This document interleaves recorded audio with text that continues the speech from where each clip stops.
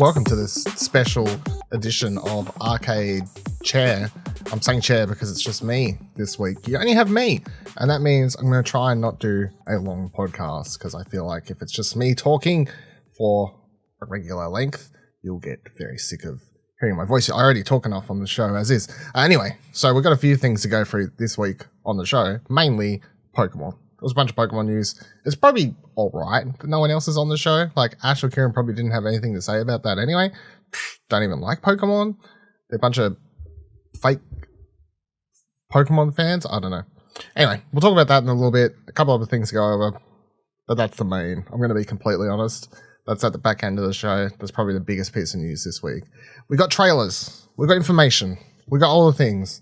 So anyway, let's get straight into it. Firstly, though, 2 Point Campus is the only review that went up this week, written by one Ashley Hobley, in which he gave it an 8.5 out of 10, saying 2 Point Studios have done it again, finding a fantastic twist on their last title with their unique humor and style of making educating students a fun experience.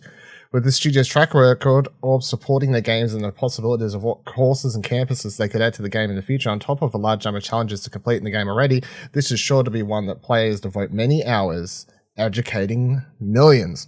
Of course, this is the follow-up to 2 Point Hospital? Was that what it called? Yeah, 2 Point. I haven't played any of them, to be honest. So, 2 Point Hospital, so it's the same sort of thing, silly sort of humor.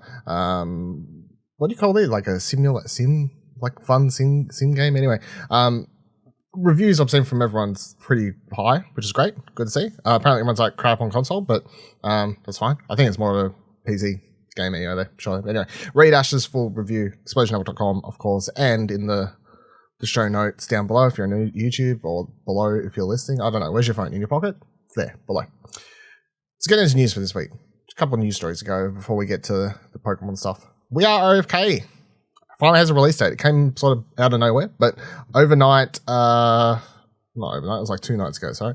I forgot what day it was. But a couple of days ago, We Are OFK, especially by the time you're listening to this on Monday. What am I saying?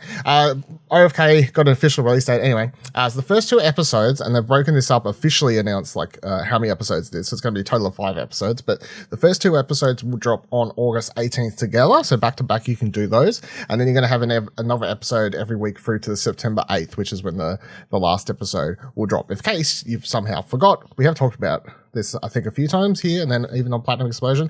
It is a narrative music journey. Like, it's like you're sort of following this band that's both real and not real. Like, the music's real, and it's like a fake slash real music project that's been created. Like, the song's online already, so I don't know. It's really interesting. It's really cool. I'm very keen to dive into it as soon as I can. Yeah, I don't really fully understand even what you'll be doing in it. I think you make you make conversation choices and stuff like that affects the story. But from what I could tell, like, a lot of it is going to be that quote unquote, it's not a game, sit back, sort of watch sort of stuff. I think I'm not sure. Anyway, looks really unique visual style, cool idea. I'm keen.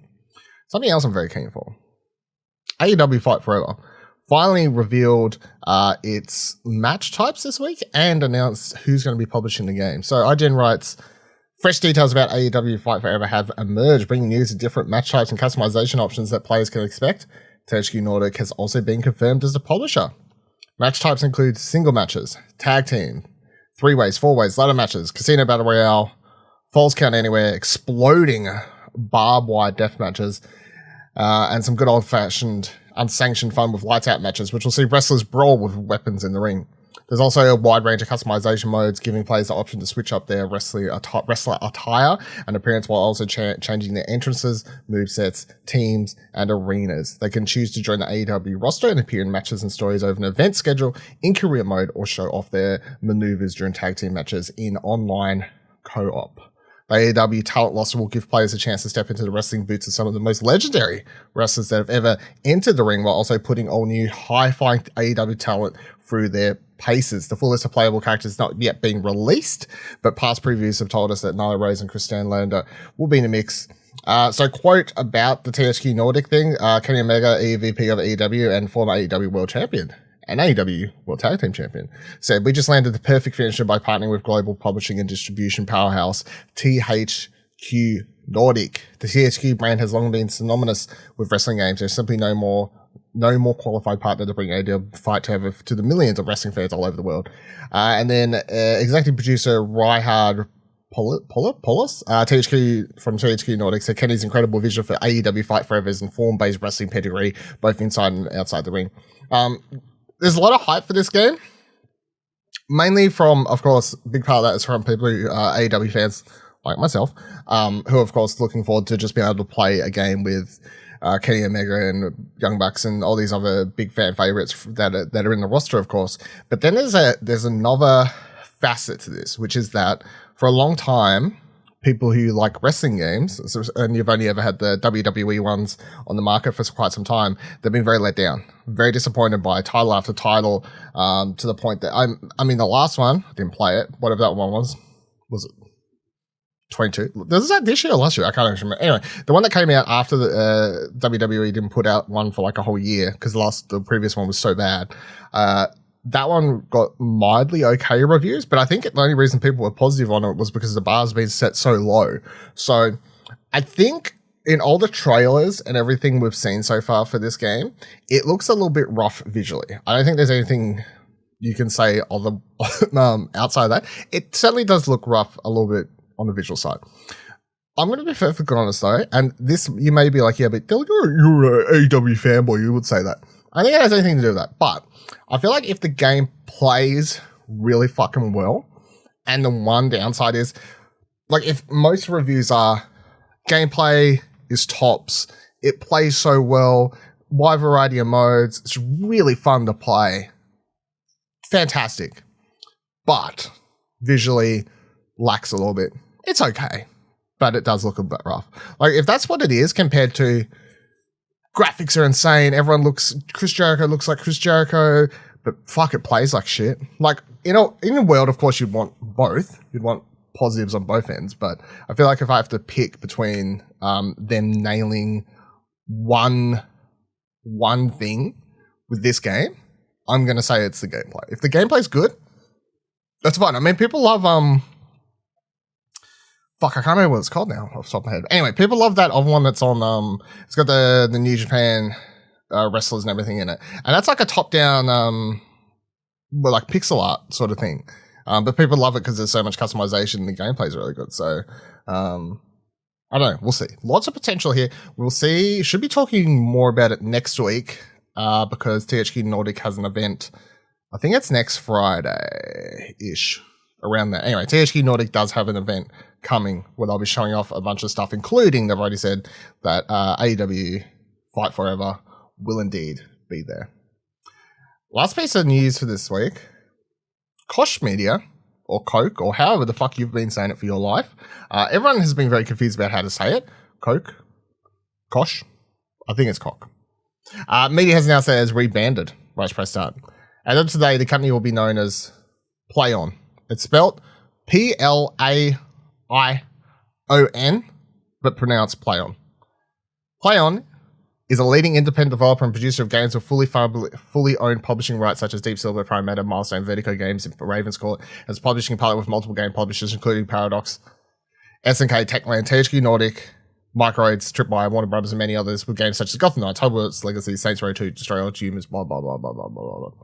Co-founder and CEO of Plaion, formerly Koch Media, Clemens Kundard said, quote, over the last 28 years, we've built incredibly strong business partnering with many of the best known games in the industry. Since joining the Embracer Group in 2018, growth has accelerated and we've become increasingly diversified. To reflect the evolving nature of our business in terms of not only content, but also geography as we continue our expansion across the globe, we've chosen our new name to better portray who we all are on our journey here. I think that's bullshit. I think it's as simple as lots of people struggle to say their name and they're changing it. Now, I don't know why they had to do some silly spelling, but Plaion, you'd be like, Plaion. Oh, Plaion. Right. Yeah, it's Plaion. That's easy though. Plaion. Plaion, everyone. It's a bowl game. Plaion. I don't know. Logo's fine. It's weird. I think there's a bunch of PR spin for no one can say our name right. We're just going to change it.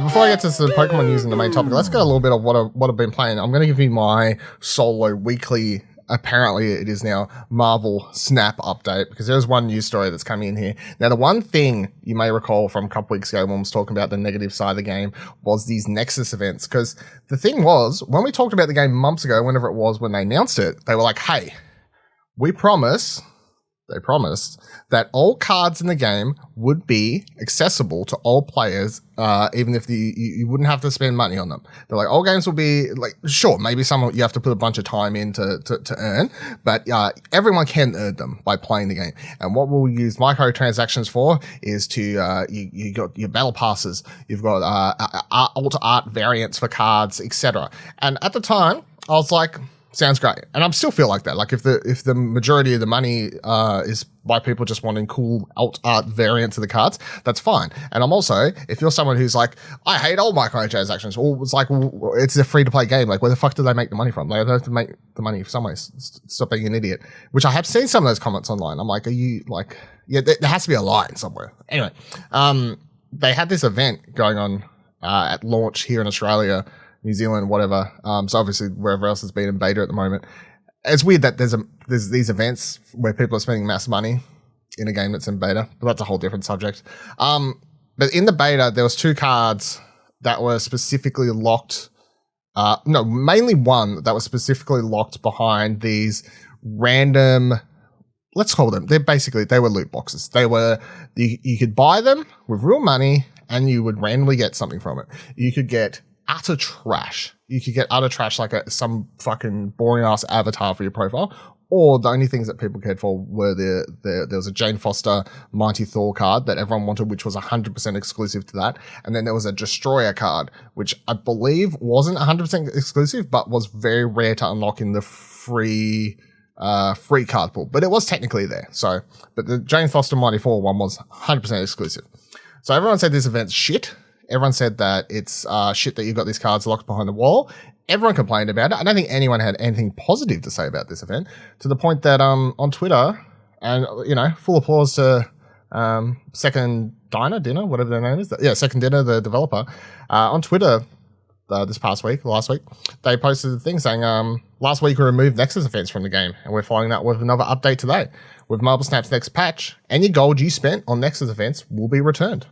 Additionally, we'll grant the Jane Foster base card to all players, regardless if you participated in Nexus events. For new accounts created after this patch, Jane Foster can be unlocked in Pool 3. So break that down. Any gold, now of course you spend real world money. Like most free-to-play games, you have to spend real-world money to get a resource in game to then spend in the game. So your $15 gets you however many hundreds of gold. So you're not getting your money back. You're getting the gold, which you can then spend on variants or the battle pass or whatever else. It's still better than nothing. And then everyone is getting the Jane Foster card. So if you're someone who spent hundreds of dollars to get the Jane Foster card, because I know there's definitely some out there, you're getting all your gold back. You got the card, good job. You're getting all the gold back. You'll have more than enough to spend for ages. Go buy a bunch of alt arts or battle pass, whatever. I don't know. But if you spent, I brought one with not with gold I earned in game, not real money. But I brought one and I got some fucking avatar or something. Actually, no, I think I got like booster points for it's a card, something even worse. So I'll get that little bit of gold back. But most importantly, I'll get the Jane Foster card, which is the number one thing that everyone wanted. Get the Jane Foster card for the collection. So I think they've learned a hard lesson here. They did talk about they were exploring different ways of monetization. Fine, I understand you're going to make money, but wasn't it, guys? Definitely wasn't it yet. And then we'll see how they go forward, because this season ends. I think it ends on Monday, the day this is out, actually, I think, or close to. So this season was like based around the Mighty Thor and everything because of the movie. I'm presuming, as of recording, they haven't announced, but I'm presuming the next season would be around She-Hulk, because you've got the Disney Plus series coming out. And by the way, if you want to hear myself, Ashley Holby, Kira Martin, talk about She-Hulk, make sure you subscribe to All New Marvelcast. We will be talking about She-Hulk each and every episode, of course, on that podcast feed. But yeah, I presume it'll be around She-Hulk, so there'll be like a new event, presumably. So we'll see what they do there. And I'm going to say there's not going to be any exclusive She-Hulk cards behind paid-only events, hopefully. That'd be weird. So they did have technically there was a card behind the battle pass, which again is having to pay money, but that's where I get like a little bit on. Like I prefer that not to be a thing either, but at the same time, I know it gets tricky because the battle pass, so there's a Thor card in the battle pass, but if the Thor card's also available but hard to get in the free pool, I think that's fine. I think if you can get which I think is how it works, which is fine. And the pool 3 thing for people who aren't playing Marvel Snap, or you are and you're just still confused. So there's pools of cards. So it's like pool 1 is from your collection level, like 0 to say 200. Pool 2 is like 200 to 400 or whatever. Like I'm sure I've got these wrong, but pool 3 is like the top end. I think it's like 500 plus, where you start getting basically random cards that could be really rare cards you don't even have the base cards of, or you could get a really rare variant for a card that you already have. So that's what pool 3 is. It gets confusing. Anyway, I think my collection was up to 500. I've just hit that. I've just hit the randomized pool. I've been playing a lot of this game. I play a lot. Somehow. I'm always just playing it like on the side somewhere. I swear to God. It's insane. Anyway, I'm in the 80s. So, which is good because you got 500 gold for hitting rank 80, which is, 500, whatever points you use to evolve cards, which is pretty good. I think you get 500 gold for hitting rank 90. And look, I'll try and hit 90 before Monday when the season resets, but we'll see how it goes. The max, of course, is 100, but I mean, I'm pretty happy to have hit 80. It's pretty good. So that's where I'm at. Keen for the next season, keen to see. Obviously, really enjoying the game. Lots of things that I think could change and grow and whatever else, but the game still is technically in beta. But yeah, definitely one of my favorite things that has come out this year is Marvel Snap. I've told a bunch of people at work they're playing it now, so I'm just fucking getting everyone on the Marvel Snap addiction train. I think that it's just because the games are so quick. Games can take like minutes compared to other card games where, you know, go to play a game Pokemon could take like 20 minutes. Go to play a game Magic the Gathering could take fucking an hour, you know? So, good shit.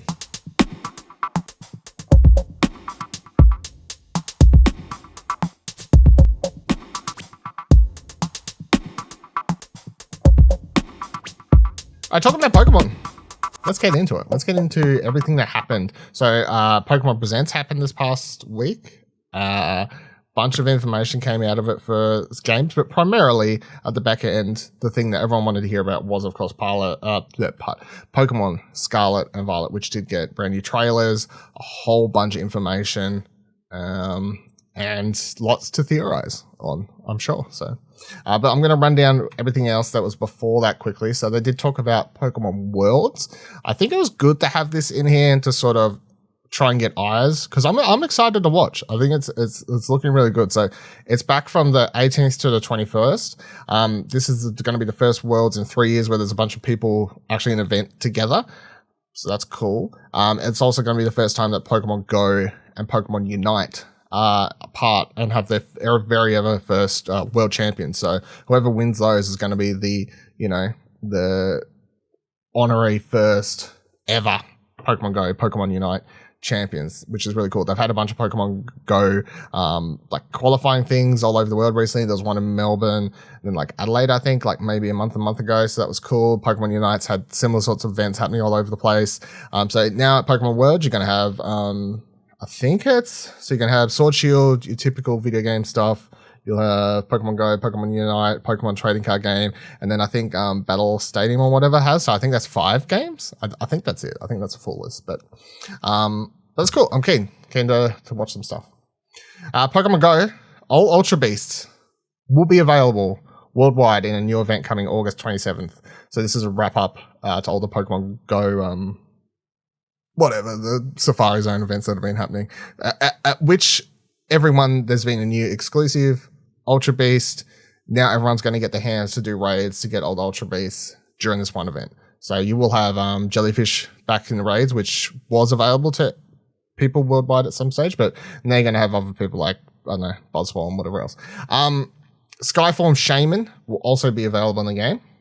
So we had Grand Form Shaman at the last Pokemon Go Day thing, whatever that was called, a couple months back. You had Pokemon Ground Form Shaman, which was cool. Really cool way you caught it. Visually, really cool. Loved it. So now you'll be able to get your Skyform Shaman. And they're also teasing like wrap-ups to the story, like what the fuck happened to Professor Willow. I was like, I don't know. I don't care. I don't pay any attention to the story happening in... Who pays attention to the story that's happening in Pokemon Go? Come on. It's ridiculous. Pokemon Unite has a new quick mode that's available in now until the end of August. It's called Pick a Party. It is ridiculous. I've played a few, I've played like maybe 10 games of it. I think they're about 5 minutes each. Everyone's Pikachu. So it's 5v5 players. They're all Pikachu. It is every Pokemon in the game that you're killing for experience and whatever else. They're Pikachus, and then in the middle of the match, in the middle of the map where the Zapdos would usually spawn at 2 minutes or whatever, it spawns about a minute and a half in. Gigamaxed, Pikachu spawns that everyone fights over. So it is nothing but Pikachus everywhere. It is ridiculous. There's just a bunch of people dealing, a bunch of Pikachus going Pika Pika Pika Pika Pika Pika at one another. Ridiculous. It's fun. It's ridiculous. They're cute. But it's ridiculous. Also Buzzwole's now in the game, which, from my experience of playing, is an absolute pain in the ass, or maybe that's just because I don't know how to play around Buzzwole, but motherfucker just grapples you and just like destroy you. I hate it so much. And the Tyranitar is of course coming on the way, and more events will be planned for September because we're still in the Pokemon Unite 1 year celebration, which they're just extending till, I don't know, the second year. Fuck knows. Pokemon Masters EX got a short thing. They said a trainer lodge is coming to the game. Cool. Not sure how much that means. Maybe I'll start playing this game. I have downloaded it, so maybe I'll just start playing this. I'm playing every goddamn Pokemon game in existence. They also teased, I believe, Red vs. Ash in a sort cinematic at the start of this, which I was like, that's cool. I thought that was an anime. No, it's for Pokemon Masters. Anyway. Pokemon Cafe Remix, Mewtwo's in the game. They continue to say, look, I tried. I can't. I never liked the original Pokemon Cafe. I can't really get into Cafe Remix. Whatever. It's fine. And then let's get into the juice. The juicy juice. Pokemon Scarlet, Pokemon Violet, big old trailer, bunch of information. Let's go through it. And they said right at the start, the word was, quote, open world RPG, a first for the Pokemon series. Glorious. How nice is it to hear that? It just makes you feel warm inside to hear. You're like, open world RPG. This is what we've been wanting. This is everything every Pokemon fans want, sure. So the story does. Now, a lot of this has been either slightly leaked, highly rumored, or highly theorized to the point that you sort of were like, I already knew this. And it's like, no, it was just you read it on Twitter. But the story does see you enroll in an academy, and then you like a school, so Fire Emblem or whatever. And then you participate in a treasure hunt to find treasure? I don't know.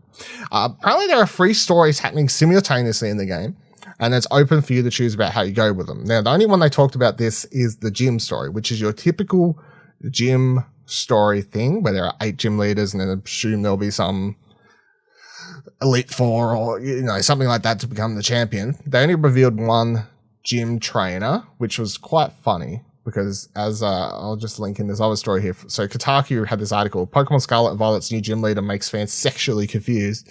When the Pokemon Presents stream showed off a new ice type gym leader for the first time, many fans thought the trainer Grusha, whatever, was a girl. But official materials eventually revealed that the leader of Glacado Gym is actually a man who uses he, him pronouns. Some fans were startled when they realized that their new Pokecrush isn't the gender that they're attracted to, and have no choice but to laugh. The Pokemon Twitter account revealed that Grusha, whatever, used to be a professional snowboarder, and that he is very usually cool-headed, except during battles. The masculine pronouns confused some fans who thought they got a female gym leader reveal, but most of the fandom has been receptive to his pronouns so far. Other hornier fans have a personal crisis.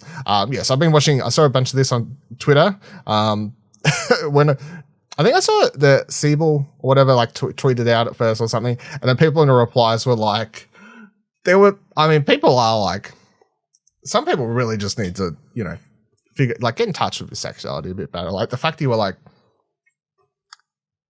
that Pokemon character's hot, and then Pokemon account's like, he, him, no, damn it, I cannot be attracted anymore. It's weird. It's very weird. So anyway, it's very cool. The fact that even Pokemon's like putting out, be like, hey, this character uses he, him pronouns. Good job, Pokemon Company. Love to see it. So that was cool. So you got the gym leader story.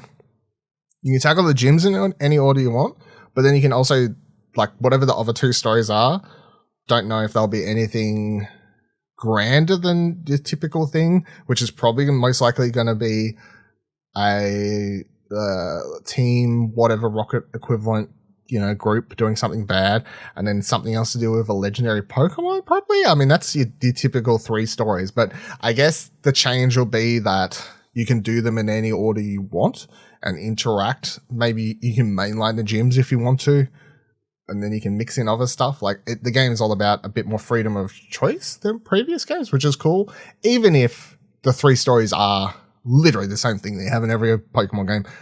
Well, I'll take small steps, as we go along here.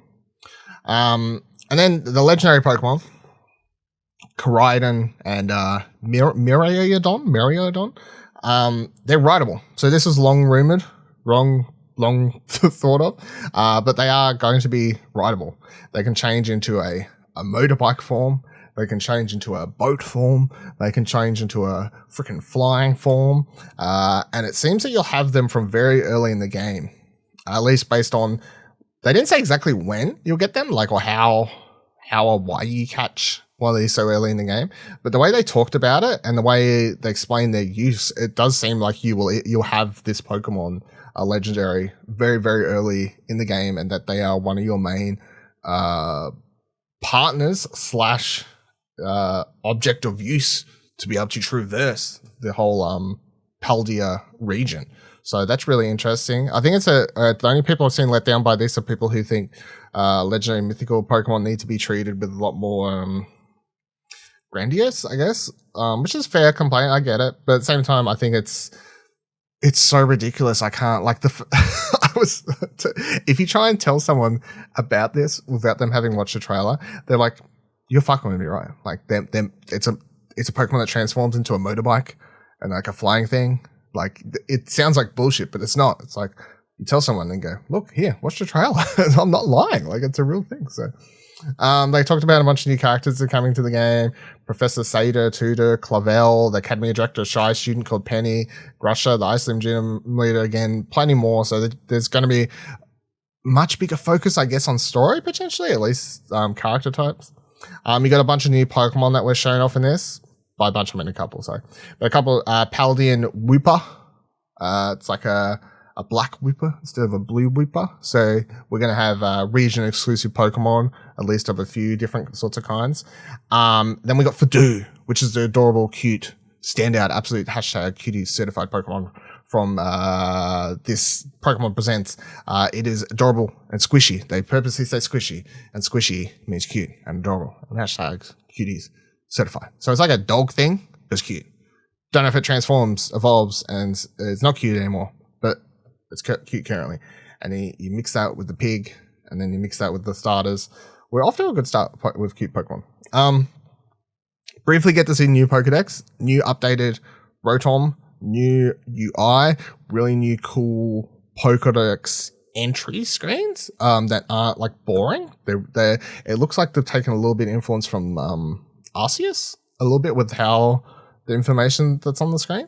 You have a mini map when you're in the world now too, because it's an open world game. You will have a fucking mini map. That's insane. And then you get the multiplayer features, which is of course going to be a big part of the game as well. So Union Circle is a location or a thing or a whatever. I guess they're going to be Union Circles spread throughout the world. But you can go to these and you can team up and get 3 other friends to come into your game. You can then wander around and catch Pokemon together. You can race each other on your bloody transforming Pokemon. You can do raids, which I'll get to in a moment. Can you battle one another? I don't know, I presume. What else can you do? Don't know, time will tell. But the fact that there's a big multiplayer focus, really cool, really cool. Of course, in Sword Shield, you could only see people in the wild area and you couldn't really interact with them. Like, you would see them, you talk to them, but they're not actually talking to you. The only time you really had proper interaction was if you set up a camp or went to someone else's camp, and then you could do the the curry mini games, and it felt like you were actually interacting with a real life player, but it wasn't really. That's cool. So the gimmick for this game, and that ties into the raid battles, is I'm going to stuff this word up so many times. The new gimmick's called terrestrializing.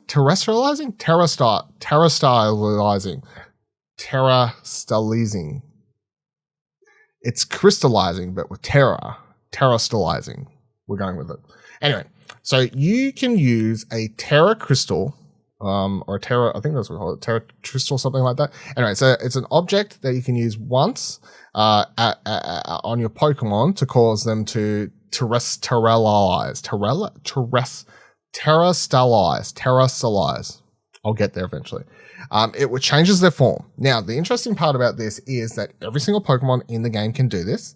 And it changes potentially their form type or one of their forms or their typings, and can could just improve one of the current typings and power up or move. So I think this is, and the way I wrote about it on my news piece for the site, I am 100% aboard this being fantastic, and 100% aboard this going to heavily change how competitive this game is in the going forward for the years to come when we're seeing Pokemon championships and stuff like that.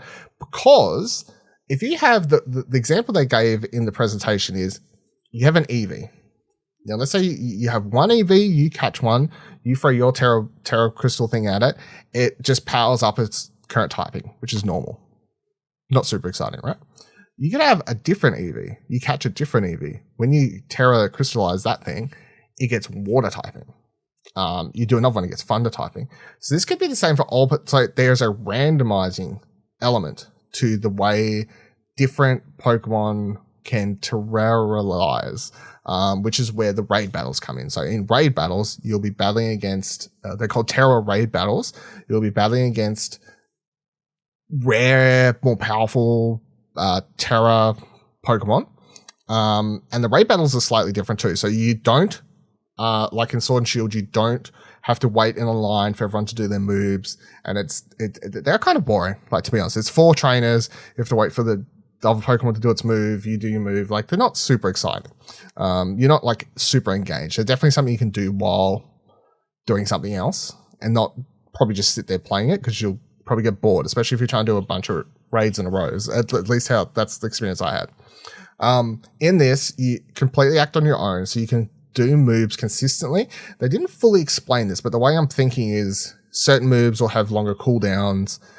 Maybe it goes off your Pokemon speed stat or something, so it's like balanced. So maybe you will have really good raid Pokemon or raid move sets, which would make sense. It would be kind of cool. It's the same as, like, I guess in Pokemon Go, the moves on your Pokemon have different cooldowns for raid battles than they do trainer battles. So it could be something similar to that. I'm not sure. But you can also cheer whenever you want to sort of power up your own Pokemon or not power up your friends as well. So it definitely sounds like it's a lot more fast and requires more attention, because you can also heal whenever you want. They said you can use items. So I think they're going to be harder, presumably. It sounds like they're going to be harder, and it sounds like they're going to require more attention, which is cool, because, as I said, Sword and Shield, very like a sit back, not engaging Pokemon raid experience. Anyway, at the end of all this, you can catch the Terra Pokemon, of course. That's the big thing. You can throw multiple balls, they said, so it's not the same as the Sword Shield raid battles where you had to pick one ball because it was a Gigantamax Pokemon. You Gigantamax the ball. If they broke out, that was it. They got away. You only got one chance, so there's a little bit different. I assume the Pokemon can still run, technically. Presumably, like any Pokemon could, but you can throw multiple balls. But then you get these rare Terra Pokemon, which I feel like, on top of shiny hunting, I reckon people are going to be spending a lot of time trying to hunt for good IV. Well, you got people want really competitive IV Pokemon anyway, and they hunt for competitive Pokemon in these games, right? Then you got people who hunt for shiny Pokemon. Now I think you're going to have the third element in this game where people are hunting for good Terra Pokemon.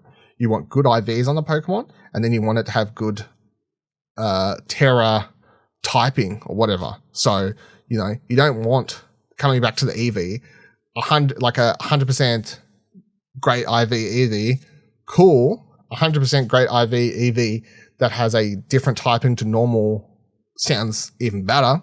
And the example, again, I used in my news piece when I wrote stuff for the site was, hey, you know, you have a water type Pokemon, it's in battle, your opponent checks out an electric type Pokemon, you're like, oh shit, I'm fucked, You Terra Crystallize, because your Pokemon, when it terraforms, I'm just going to call it terraforming. I'm not calling it, no, that sounds bad. You can't terraform it. Terrestrialize, whatever. Terrestrialize, I can't say the word. Holy shit.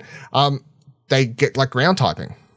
You're like, ooh, back pocket. Your opponent doesn't see it coming. There's no way for them to know, you know? So I think it sounds really, really cool. I think it's going to make competitive. I think it's going to add a lot of longevity to the game. And definitely keep the competitive side of the game really interesting.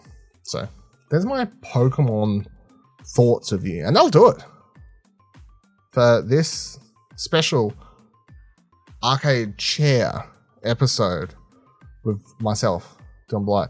Of course, we're back next week, presumably on the couch with more people here to talk to you about all things happening from the THQ event and whatever else has happened throughout the week, all your normal video gaming goodness.